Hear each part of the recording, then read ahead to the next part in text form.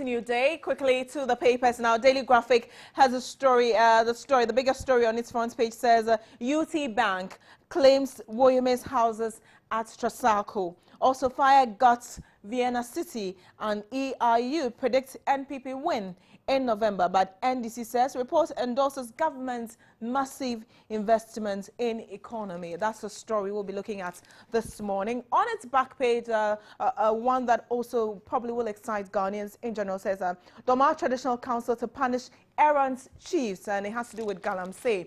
And so we'll be looking at that as well. BNFT says declining fish stock worrying, 4 million livelihoods affected. Can plastics decompose? As a question posed by the BNFT. And Ghana needs Nigeria gas beyond the 10 project. Also, PPP not in measure. PPP not in measure carried by Today newspaper and Minister Hot. Indum consoles Jake's family. Story by the Today newspaper. Daily Guide newspaper says security alert, Pakistanis arrested. Pakistanis arrested, story captured by Daily Guide newspaper. The Ghanaian Observer says vote out NDC for massive employment as Baumia outlines NPP's plans to fight unemployment. The General Telegraph says Paul Afoko drops another bombshell, says was hounded out of office because he was fighting against corruption. We might just, just take a look at that. Public agenda. Ghana needs cost-benefit study on mining to assess net effect on nation. Mahama, four more promises brighter days. The Gazette says Mahama, 4 more promises brighter days. And Akufo-Addo flees dirty image. Says people see me as a caring personality. All right, so that's the Gazette. The Herald says Akufo-Addo's incoming national security boss brags about his jailbreak and hides behind J.J. Rawlings after crying sick in BNI cells. Okay, Ghanaian Times will be my final two for the morning. Ghanaian Times says police hunt for 2 men. Nana Konedu attacks NDC. Domahine warns chiefs. And the final one is the Weekend Finder. It says pharmacies face closure. NHIS cardholders to suffer. Address political vigilante menace. Dr. Atukwe feels saying that. Okay. So those are the stories that you have a fair idea of what the newspapers are looking like. My guest for the morning, we have the Member of Parliament for Ablekuma Central with us here in the studio, Mr. Theophilus Tsitsechai. Good morning to you and welcome to the show. All right, and also we have John Kuma. He's a lawyer and a member of the New Patriotic Party's communications team. Good morning to you, lawyer, and welcome to the show as well. You called me honorable on there. That was good. I wasn't expecting. Okay, yes. I'm an honorable here at TV3. Yes. Okay, welcome. Welcome to the show. And let me start off with you. Yesterday I was reading the Economist Intelligence Unit's report. It was the executive summary. That's what I have read, and says that the economy. They did an assessment of the economy and says that the NPP will focus on that. In fact, indeed, Michael Quay Jr. had spoken about the fact that the NPP will hit on the economy, and that will be the driving. And the EIU seems to agree with that. That if you go on that, you might just win the 2016 election. How do you receive such news? Well, let me say good morning to viewers of TV3. It's a very refreshing news to us as a party. And this is not the first time. This is the second time in this year that the EIU has predicted victory for the NPP. And it appears almost every election year they come out with predictions about which party is likely to win. Okay. And in 2008, when they predicted defeat for the NPP, I mean, many of us could not agree with them, but eventually it happened. In 2012, they predicted victory for the NDC again, and we couldn't believe it, yet it happened. So if in 2016, for the second time, they have come out to confirm that the November polls is likely to be won by the NPP, I mean, it is refreshing news. However, let me be quick to say that nobody is going to be complacent over this report. We need to work hard. And the issue of the economy is not in dispute. I mean, every Ghanaian knows that, I mean, there's so much hardship in the system. The cost of fuel, the standard of living, the cost of transport, food, even the cost of food. accessibility to loans for businesses. Many businesses are collapsing. Now when you go to the ports, so much, import duties and a whole lot of taxes from left, right, center, from a social democratic government. So, I mean, clearly, all the indicators are that if Ghanaians are going to, as they popularly say in their Akan language, if they are going to look at their standard. That's actually an NPP slogan. Yes, that's been our slogan in 2000.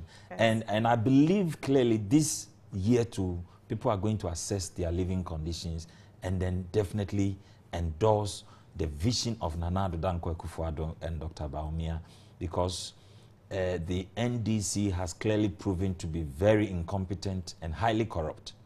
I mean, in the face of all the news about corruption. I mean, today we are even told by district chief executives that they pay for ghost projects. You understand? So they just waste the resources of the state and people are suffering. Parents can't pay children's school fees, and we all know the problems we are going through as a people. Okay. So definitely, when it comes to the economy, then of course there will be a change this year. Okay, all right. We'll come back to, if you could think about, what else beyond the economy, because there are other facets that plays out, and they talk about, certain regions that are favorable to the NDC, and also tribe plays an important role in the election. So if you could think about that, while I get your initial comments on this report by EIU. In fact, it doesn't say, it never said, it didn't say it's a certainty, but it says that if you go on that trajectory, if you look at the economy, if the NPP runs on that, it's something that a lot of Ghanaians are not unhappy about, then it is possible that the NPP might just win the 2016 election. Bridget, thank you very much. And let me say good morning to your cherished viewers. For us as a party, we welcome the analysis made by the EIU in terms of what they think will be the possible outcomes.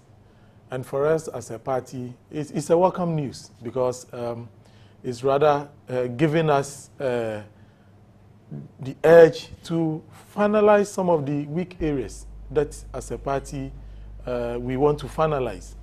And so for us, we are okay with the predictions that they've made. We also know what is happening. Sometimes researches like this are very, very important. It guides you. It directs you as to what to do, what not to do. But you also need to go to the ground and then look at exactly what is happening. Because for us as a party, we believe that if you want to, let's say, reduce poverty, reducing poverty, it is not only reducing inflation, okay? When you send electricity to the doorsteps of the people who are in the rural areas, they go about opening up economic ventures, okay? And those are the things that helps to reduce poverty. A survey also came out to show that consistently the NDC as a government is reducing poverty. Okay. And these are positive signs for us. So it is not only dependent on economy. And even when you say the economy, there are several aspects of the economy, okay? One may not be satisfied in one area. In other area, another person will be satisfied. Okay. And what we should know, that the electorates go to the poll not with one economic factor. If you talk about inflation, my colleagues will tell you that inflation, ABD, they've made several allusions to that. So today, if you are hitting on inflation, well, the question is, are we going to now eat inflation? So it depends on where the background, where you are coming from. But inflation is important to them because, I mean, your government had prided itself on a single digit inflation. Exactly. Yeah. So it is important. You That's why I'm saying that there are several factors, okay? And the electorate, the one who is going to exercise his or her franchise, will pick the factor that he or she feels that should be the goal. So it is not about inflation. It is not about we not getting power or getting power. There are several factors. And when the D-Day comes, the electorates will go to the poll and then determine whether His Excellency, the President, per what he's done over the few years, is pleasing to them. Okay, so as I mentioned, let me just read a paragraph. It says the outcome is by no means a foregone conclusion. I'm quoting the report and the executive summary here. It says the outcome is by no means a foregone conclusion. However, with the results likely to be close, the NPP will need to work hard to attract votes outside of its heartlands in the central region while maintaining internal unity. So it means that the report even recognizes that the NPP has a challenge internally. How are you working around it? Because these are like borderlines for you to red lines for you to look at. Yes, and let me say that when it comes to internal challenges, it's not only subject to NPP. Almost every political party. We're dealing with this report. Yes, I'm talking about this report. Every political party has challenges. Yesterday they were burning their party office, the NDC party office in a table. So it is not about a specific party having internal challenges. The NPP recognizes that as a party we have had issues, but the leadership have taken decisions, and so far, as far as I am concerned, there is unity of purpose, and even in the midst of our disagreement, we have agreed to work hard for power.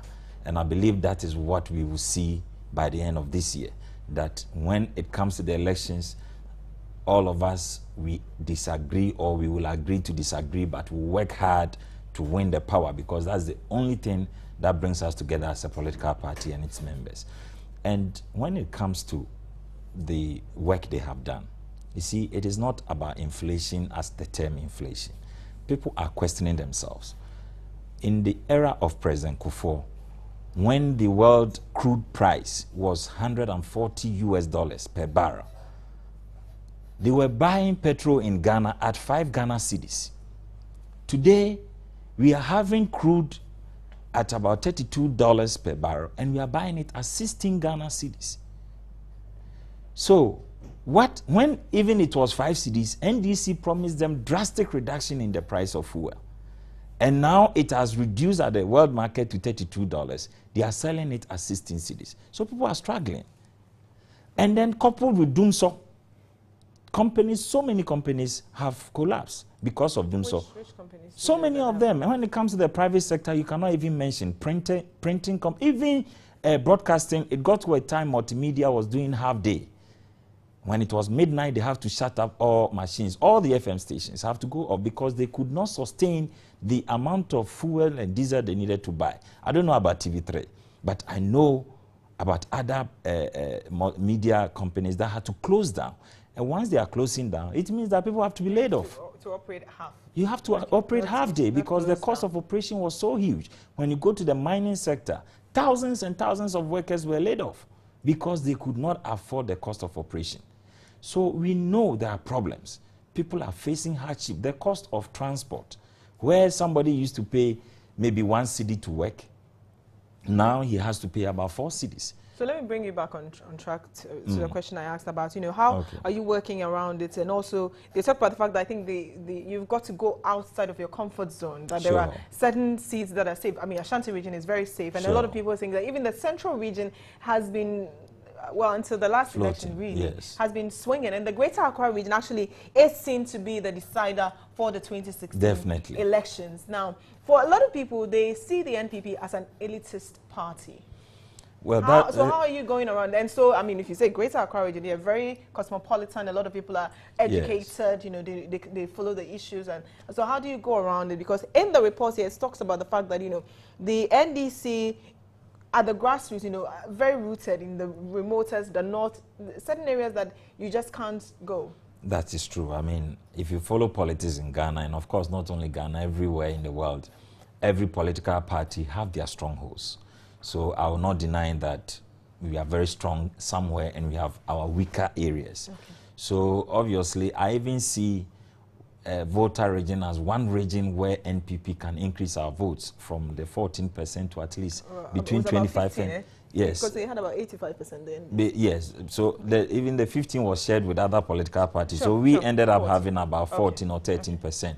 So there is potential for us to increase to at least between 20 to 25 or 30%. And that could help us make a lot of difference. Greater Accra, obviously, is going to be the deciding region because, you know, they are the capital city and a lot of these economic decisions immediately impact on them. And the issue of doomsday we are talking about is much felt in Greater Accra because much of the industries and the companies are in Accra here. So a lot of things are happening and people are complaining and they see it better. Maybe they have more access to the media and they listen and know what is happening regularly than maybe other regions. However, it is clear generally, I mean, going throughout the nation, nobody is happy about what President Mahama is doing.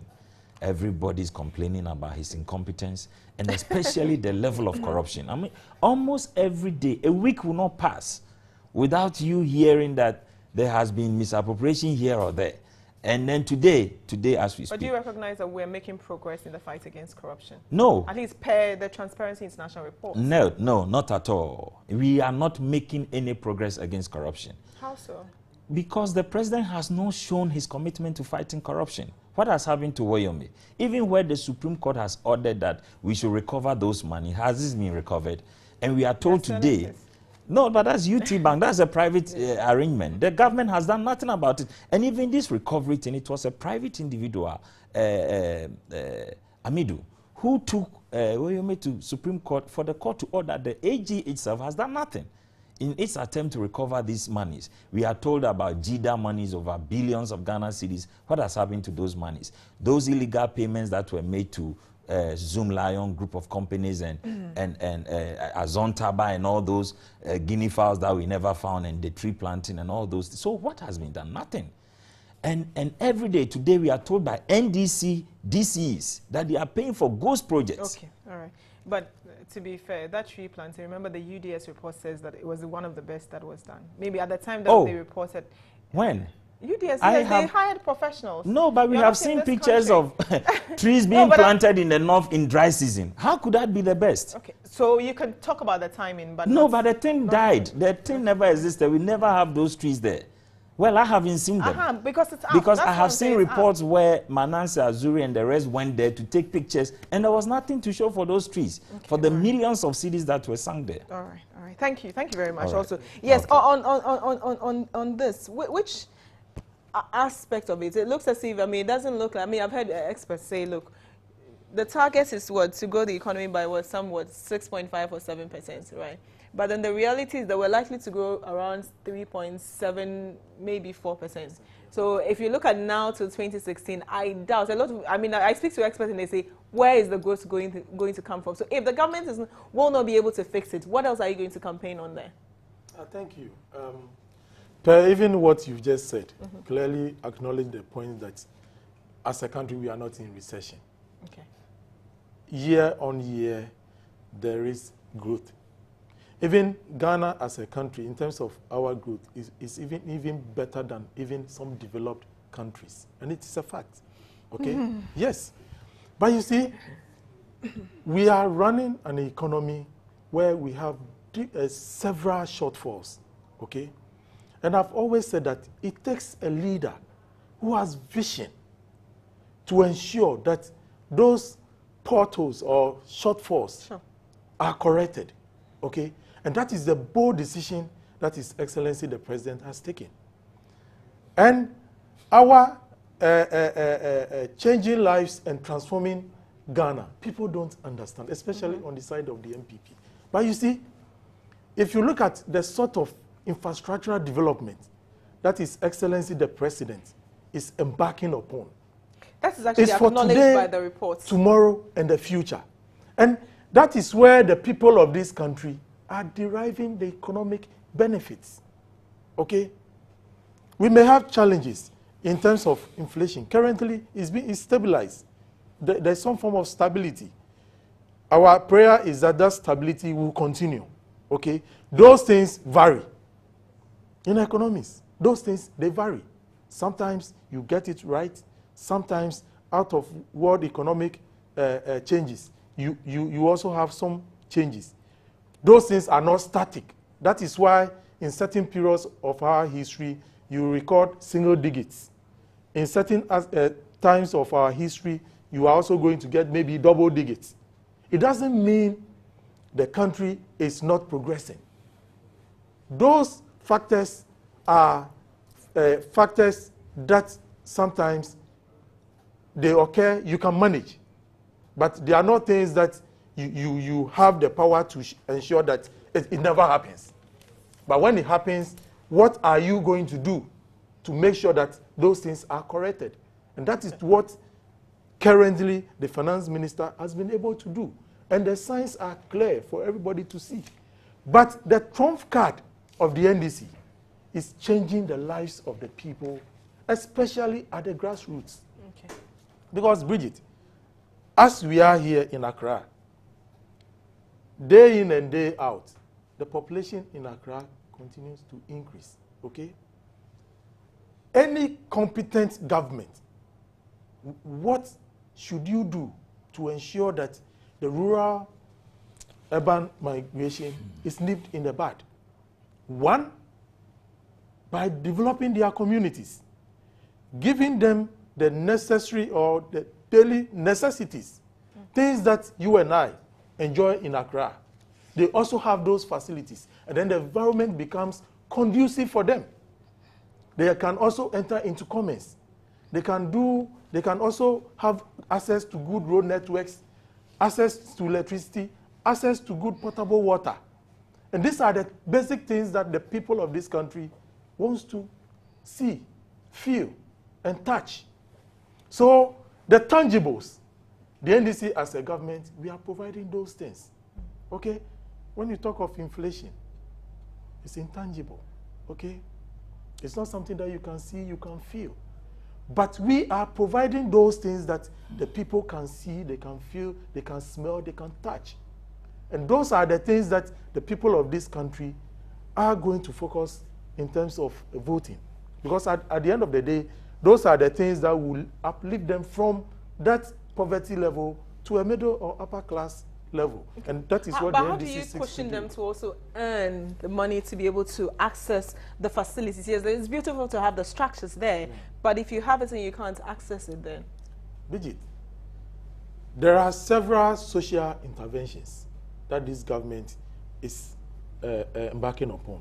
We came to meet some of the social interventions that were initiated by the NPP. But today, if you look at the level of improvement in terms of access, spreading the net for more people to be attracted into that social intervention, like LEAP. At the time you exited office, you know the number of people that were on it. Today, thousands of people have been brought onto LEAP. And what is the essence? To ensure that our old men and women who are destitute, who do not have support, at least they will get something to change their environment, so that wherever they find themselves, they will live a comfortable life.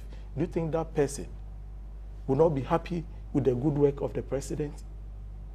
That person will surely say that, yes, this government has brought him or her out of that poverty situation. And those are the things that people giving people money is not necessarily taking them out of poverty. It's a how about giving? Yes, but that's just that's just for the very mature people. Yeah. But how about the young ones who also want jobs so they can actually provide for those in those villages? Bridget, how about that? I've always said that, look, this country, if any government wants to provide employment to the youth, and that government refuses to embark on infrastructural development, then we are not ready to do that. Okay. Let me give you an example. Mm-hmm. Okay? When you open up your road networks, okay? 1 minute more, please. When you open up road networks, when you increase your energy capacity, when you increase access to water, you are creating employment. Okay. When you build hospital facilities, you are creating employment. You've got people who are into procurement, people who are into teaching in terms of the schools that are being put up. All these economic ventures, that infrastructure development that the government is embarking upon, is to increase access to employment. Okay. So when we talk of employment, it's not like government building a factory and then telling the youth of this country, line up and then be employed. No.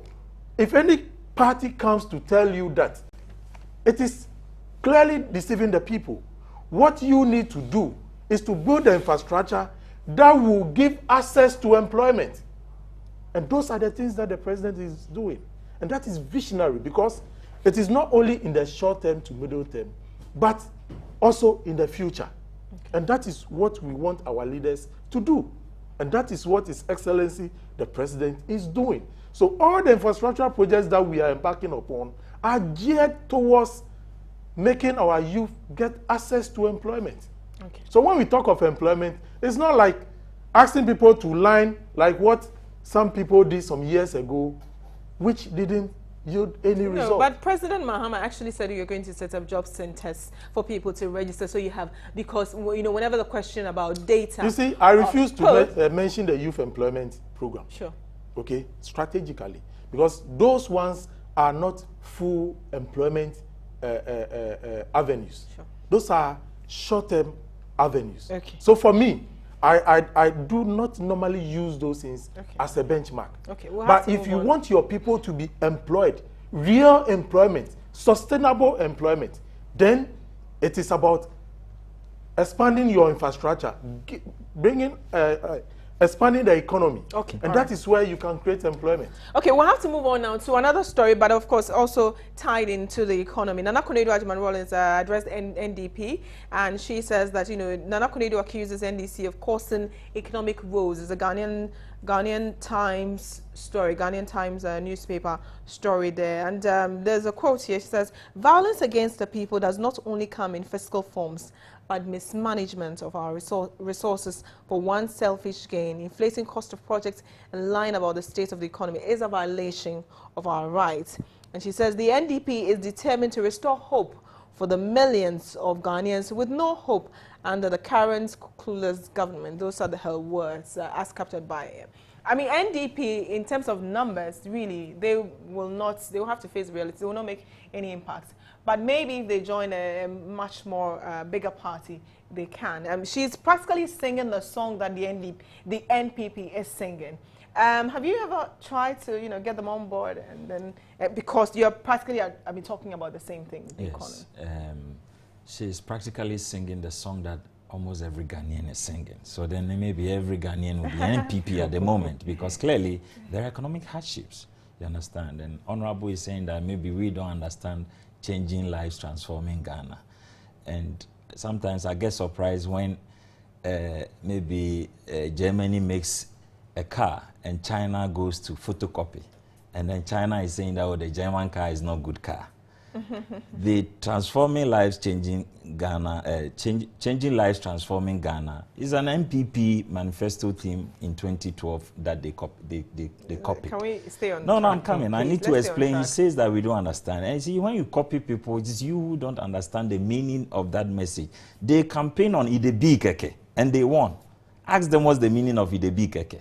So in order to avoid the embarrassment, they are now trying to give specific meaning to their campaign by copying from the NPP, can we stay changing on course, lives, please? transforming Please, Ghana. Let's now, stay on course. Yes, when it comes to the mismanagement constituting violence, let me break it down. When you go to our compound homes now, at the moment, many compound houses, one major confusion today in every household is to do with electricity bill. And those landlords or even tenants who collect electricity bills are being fought every day. The monies we gave you, last week we collected 100 cedis, we went to buy electricity. How come only Friday you collected the money on Monday? Only Friday you have come back to tell us that the light has gone off again. And now the NDC is saying that we have moved from Dumso to Minso, which means that you can, even where the light is on, you can't even put it on because you can't buy the prepaid meters. You understand? There are problems. There was even a chief, I've forgotten his name last week, who came out to say that the prepaid meters are as sick as NDC government. You understand? It was widely published. So clearly there are confusion and violence going on in our households over poor management of the economy. And all these things have come about because of that tax the government has put, the energy, whatever levy they have imposed on Ghanaians. And so if you used to buy power 100 cedis a week, for the whole month, now you will need to buy about 4 times, or where you are lucky 3 times, the same amount of fuel, energy to power your house or your offices. So there are problems. And that is creating confusion amongst the populace. These are clear examples of what we are going through, the cost of kinky. Yes. Now, when before it is only a kinky boutique that you can think of 1 cedi kinky. Now it is rather the norm that if you don't have 1 cedi, even the roadside kinky, you cannot get one to buy. Okay. So there are hardships, there are clear problems, economic woes that President Mahama and his incompetent NDC government, I mean, the governor of Bank of Ghana is now stepping down because he says his time is due. And listen to the commentary around. Nobody is happy about his performance, and it's a reflection of the president. Go to Techiman, Brekum, and many towns and villages in Bunahafo. They will tell you about how DKM and God is Love and all those things have denied them of their economic survivorship. So there are problems, genuine economic woes, which are violent on the people. Okay, all right. Thank you very much. But then, have you thought about the other question about, whether you be talking with them, or you can win without them? No, it is not good to say you can win without anybody. In this country, nobody wins by any huge margin. So you need everybody. But I personally am of the view that, at least in the first round, everybody should be allowed to contest. And if there's a runoff, and there can be some partnership, because I have seen the performance of the Great Alliance in 1996 elections and how it turned out. And then I saw the strategic alliance on the runoff in 2000 and how it benefited us. Sure. So I'll be very happy if, every party is allowed to fight in the first round, and then in the second round we can do strategic alliances. Okay. I'm going to give you the opportunity to respond to the same, paragraph about Nana Konadu accuses NDC of causing economic woes. And it says, she said, probity and accountability. Let me just read the exact. Yeah, violence against the people does not only come in fiscal form, but mismanaging our resources for one's selfish gains, inflating cost of projects, and lying about the state of the economy is a violation of rights to live as Ghanaians. Well, thank you very much. Nana Konadu has all the right to also her views. Sure. Because she's also a citizen of the country, and she has her own political party, which is also in opposition, and therefore it is a right to also bring her views to the fore. But the question is, you see, when you allude to certain issues, you should come out with the facts. Okay. It shouldn't be generic, okay, because you are talking to people who are very sensitive, very insightful, very, very intelligent. Okay. Is that okay? So it is not about using words to express how people feel. Okay. But go into it and give specific examples to buttress whatever you are saying. Because look, gone are those days when people want political platforms and then just be ranting, saying things just to, how do you call it, motivate the crowd to be, ecstatic. No. No, but if you say it and it resonates with the crowd, they will respond. Well, you see, Ghanaians as you see us, if you are to meet a Ghanaian, is that okay? And then you put something negative before the person. Sure. Hindsight, he will tell you, oh, it's good. Is that okay? Because, yes, per our culture. Okay. He will not be able to tell you in the face. Okay. But when you are gone, and then he will tell you, Shay, now if he say, did you get it? Yeah. You go to villages, you assemble the villagers, they are seeing good roads, they are seeing electricity into their communities, their lives are being brought up to the level that will also prevent them from even migrating. And then you come and tell them, oh yeah, bre, the government is not doing what it's supposed to do, they will applaud you. You will go. But after you've left, they'll say, look, we've seen the good roads that are being done for so many years. We've not had access roads to our communities.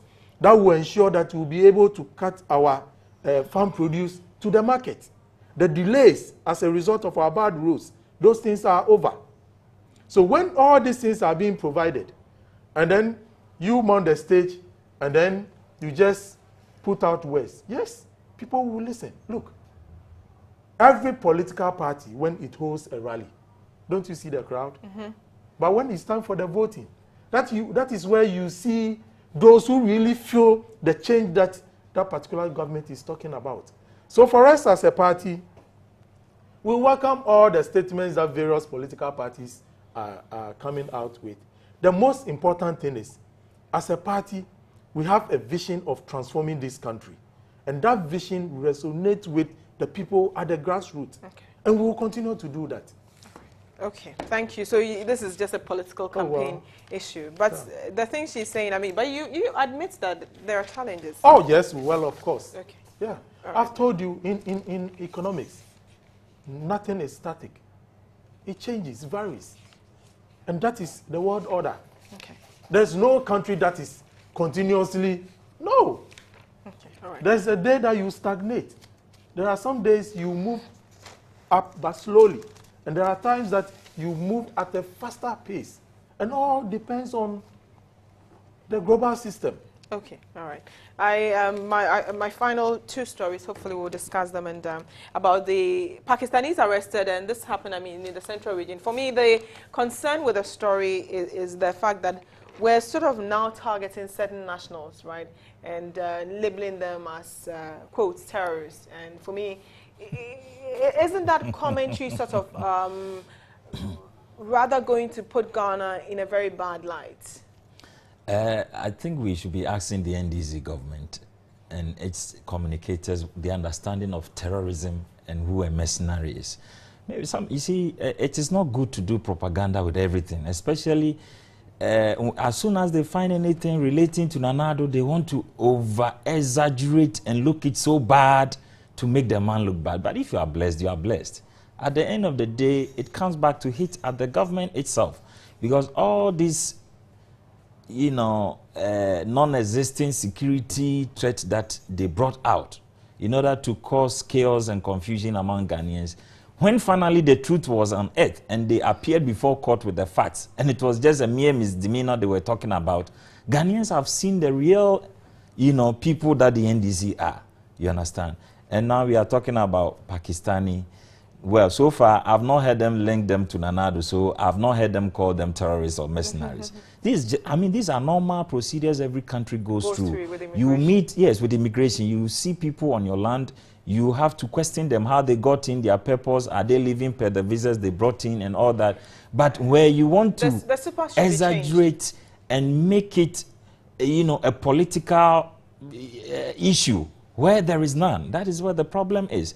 And if there are foreigners in our country, I mean, we have so many Ghanaians in other countries, and we should also be very careful how we label other citizens as terrorists or mercenaries without proof. And we are doing all this when even our own government has gone to Guantanamo Bay and brought certified international terrorists. Certified. International. That's why I'm saying certified. Internationally acclaimed terrorist. But I'm saying you're a lawyer. That's why I'm talking like that. So if a government that behaves this way now tend to arrest people doing innocent business in your country and call them mercenaries and terrorists just for political advantage, then we are not doing good to our security and to our own nation. All right. Thank you very much. And now the story says, you know, the Ghana Immigration Service yesterday arrested some 7 Pakistani nationals on suspicion that they could be in the country illegally. It's yet to prove it, so they are now investigating it. We have a lot of nationals in the country, and I mean, I agree with you, the fact that, you know, the fact that you have foreign nationals in your country doesn't mean you should label them as whether mercenaries or terrorists and so on. And the implications of this could be dire for Ghana. You know, if we pick on nationals, just because, yes, there's a global concern, there's a terrorism scare across the globe, but why should we be picking on, you know, people and be labeling them as such? Bridget, per the story, government has never, how do you call it, labeled the Pakistanis terrorists. No, it says Pakistanis arrested. Exactly. Pakistanis arrested. Exactly. I want us to correct Okay. that impression. Now, we are in a global village. All over the world, issues of security is currently high on the agenda, okay? And therefore, it is the responsibility of citizens, governments, to ensure that the safety and security of the state is ensured, okay? Now, the citizenry has a role to play by ensuring that any suspicious character that they find around themselves, they should be able to draw the attention of the police or the security services. Sure. And for that one, I will applaud the village or wherever this information came from. Okay. Okay? Because they are not used to the people that they see over there. Okay? So as soon as they came to the area, as law-abiding citizens who feel that security is a prime concern, drew the attention of the security services that we have such people within our community. The responsible thing the government has to do is to do a check on those people that have been brought to the fore. And that is exactly what they've done. So I don't see anything wrong with this. Rather, it is a proactive way of ensuring that the security of the state is assured. Okay. And we need to applaud the security services for doing that routine check on the Pakistanis. But the outside commentary, you see, first of all, when you look at the pictures that they have here, they have 3. We're told that there are about 13 of them. Yeah. There are about 13 of them, but only 3 pictures. Now, the picture that you have here, you know, the way they look, right? Currently, Brussels attack, there was a gentleman who was interviewed on CNN, and he said he's afraid to leave his hotel because of the way he looks. And so when people look at him, they assume that he's a terrorist, right? It's the same thing that probably has led to the arrest. My question has to do with how we're now trying to treat certain nationals. What's the word they use? You know, stereotype, right? That also has an implication. Yeah, no, that one. And then you have political commentators call people, you know, terrorists, call them mercenaries. It doesn't all go well for the country. You see, definitely, under normal circumstances, per what is happening around us globally, okay, in terms of areas that we are having such activities ongoing, clearly, when such people move into your jurisdiction, that suspicion will be there. And it is human behavior. Definitely, that suspicion will be there because of where those things are coming from. So when you have nationals from those areas, maybe entering your country, you need to do a background check. That doesn't mean that all people coming from Pakistan, let's say Iran, Iraq, are terrorists. No. Okay? But then it's our immigration service sleeping. The normal procedure is to do a background check on them to find out what is actually happening. The immigration service has a lot of entries on daily basis. Okay? There may be people, maybe their backgrounds have been checked in because we have several border towns. Okay? Okay? So maybe the headquarters will not have access to some form of screening that has been done in, let's say, Elubu, or maybe around the Togo border, or maybe the Burkina Faso border. They may not have all the information, okay? So when certain things occur, well, maybe they are the headquarters. We will need to find out whether these are people that we've screened, and per their invitation and then their background check, then they will know that, oh, we really screened these people. They are coming from this area. They came into the country to do this. And that is exactly what they are doing. Okay? But if you enter the country that you are coming to perform this particular business, and then you go doing something contrary to what you came to do, yes, of course, you've gone against the rules. Okay, and you both have 2 minutes for the next topic that I'm introducing, but I want you to start because of it's directly about your party. One of your members, in fact, two of them have been banned, the Achim, for what they call unprintable words that were used on the Ochehini. Yeah, it is very, very unfortunate. I know the Eastern Regional Executives have also brought up a press release to also express their unhappiness about the whole situation. But you see, I've always said that the politics that we practice today, we should be mindful of the fact that politics is dynamic. And every country has its own cultural values, okay? So when we are importing something, democracy we've all accepted to be very good. But whilst we are importing democracy, we should also be mindful of our lineage, where we are coming from as a people, and then try to marry the two. Okay. Then we are going to have a perfect or a very good, excellent system, okay? Now, per our cultural values, there are certain things that maybe we will not be able to say in the open to a chief, a paramount chief for that matter, okay? But you see, we've gotten to a point today where some people in politics, because of the freedoms that we have, extend sometimes indiscipline as part of the democratic agenda. And therefore, we talk to the elderly anyhow, with disrespect, we show disrespect wherever we find ourselves, because we have the opportunity to be on air, to be listened to. Okay. For me, those are the things that we need to shun away from as leaders in politics.